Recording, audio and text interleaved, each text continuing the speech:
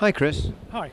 Could you give me a brief history on the Buckler cars, please? Yeah, Buckler was started by Derek Buckler in 1949, and like a lot of these sports cars of that period, he made a car for himself, very successful, everybody liked it, so he started making them for other people as well.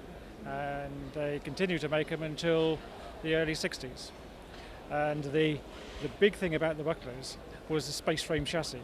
It's one of the first production cars to have a tubular space frame chassis, which made it very stiff, very light, and the handling was very, very good. So, and they then went on to make their own suspension system, independent front suspension. They also made close ratio gears, high ratio back axles, and lots of parts for not only for Bucklers but for other cars of that type as well. And at the time it was a very successful car. Sadly, in the early 60s, Derek Buckler died, and then the company didn't continue very much longer after that. So, but the cars, there's still quite a few of the cars around.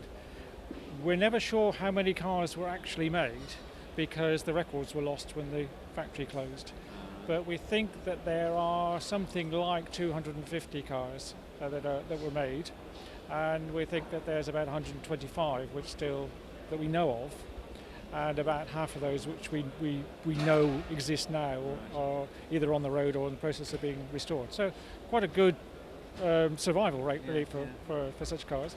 And this car here, is this one of the originals? Yes, this is a 1954, so it's quite an early one.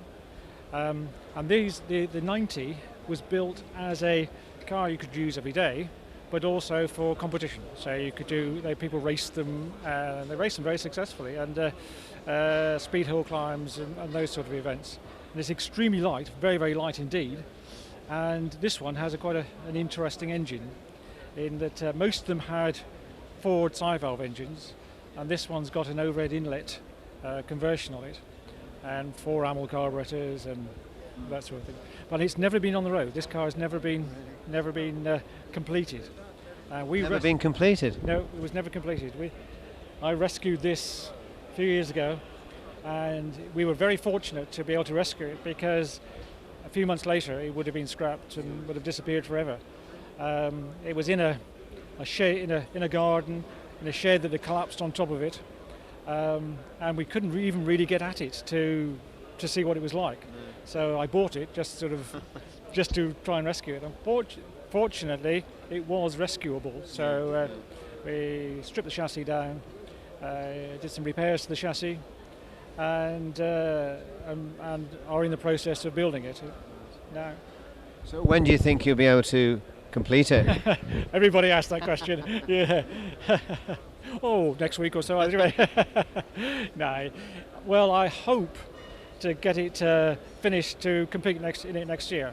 But like all these things, other things get in the way. And so, what would you do with it? Would you put it into competition? I mean, was it eligible for something in the 750 Motor Club, maybe? No, for speed hill climbing. Right. Places like Prescott and Shelsley Walsh in the historic classes. Yes, it would be too complicated to register it for the road, because it's never been on the road, and that gets very complicated nowadays. So I'm building it to be as light as I possibly can to make it more competitive. So hence there's lots of aluminium in it. And what about other models on the stand? This is a Mark V. This is a well-known trials car that's been trialled very successfully for many, many years. It changed hands recently. Someone else in the Buckler Register has taken charge of it and is in the process of getting it back up to scratch again. And I think they hope to trial that again. So that'll be very nice, keeping the history going. And this one, again, it's another Mark V, and that's again a special car, supercharged, with special rear suspension, and it's being taken to the ultimate for its class in trialling. And it's a very nicely built car, and Carl's in the process of rebuilding it, and he's been doing some work on it today on the stand, so which is what we try and do. So regarding the models, was any of the models ever raced by anybody of any distinction in racing? Racing drivers? There was one car was built to race at Le Mans, which was called the DD1, which was a Didion axled car. Unfortunately, it didn't race at Le Mans. The chap who was sponsoring it and was responsible for it was unfortunately killed in an accident, and so it never actually got to Le Mans. And the car went to New Zealand, and there are an awful lot of bucklers overseas. There's a lot in New Zealand and there's Canada, etc. It went to New Zealand, and then last year was brought back again, and is now being rebuilt for circuit racing again. And that is a very nice car, very, very special. Would car. that be eligible for the Le Mans Classic, do you think? Probably, yes. Yes. I should imagine it would be, yes. Yeah. And it's being built. That's got a Coventry Climax engine, or actually will now have 2 Coventry Climax engines to run in the 1100cc class or the 1500cc class. And that's and we're glad that one is back, really, because it's a very historic part of the... Watch this space, then. Yeah, absolutely, yeah.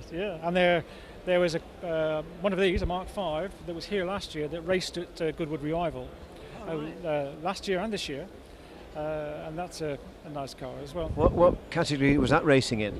Well, that raced in the St Mary's Cup, I think.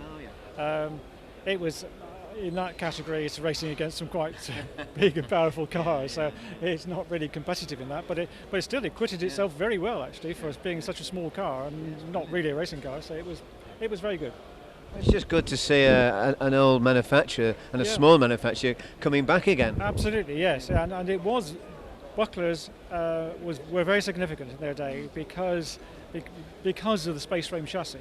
There were a lot of specials around, but this was really the one that had the most developed chassis, and hence why it was so successful in its day. Well, thanks very much for the interview, Chris, and the information. Thank you. Thanks.